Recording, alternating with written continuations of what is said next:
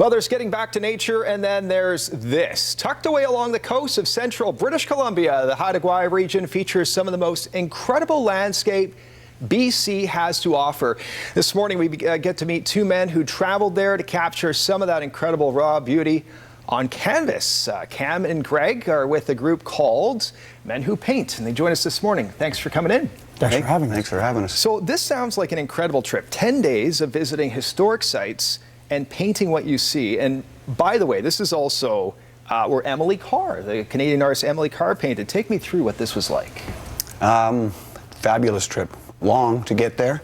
Emily Carr painted there and actually lived with the Haida people in the village that we stayed in, and painted at historic sites. She was there to document what she felt was going to be the end of the Haida people because of a smallpox epidemic that happened.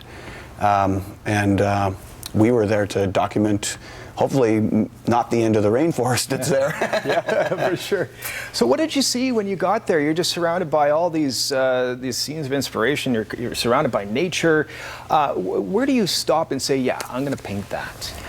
There's always something that catches your eye when whether we're traveling in the van or places that we had set up before we had started out the trip. We do a little planning on where we'd like to go and what we want to see.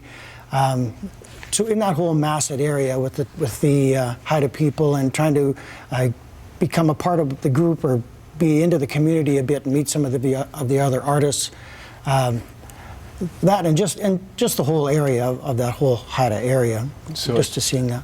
Getting to know the local area, like you say, while you're there as well. What was the goal of this trip? And aside from having just a ton of fun and experiencing this beautiful part of Canada? Well, our goal really, I think, is to paint all of Canada. You know, we've painted in the Arctic, we've painted Algonquin Park, Alberta, Saskatchewan, Manitoba. You know, we're looking to get to the East Coast if anybody has any connections out there. So it sounds like you're almost running out of places to paint. Any other places coming up next for you guys, or?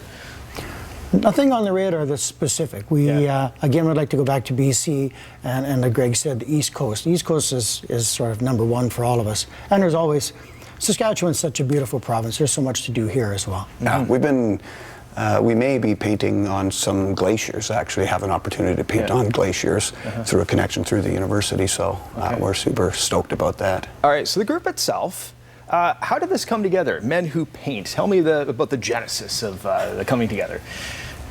Well, Kenderine campus at the U of S had at Emma Lake was really where we'd all met.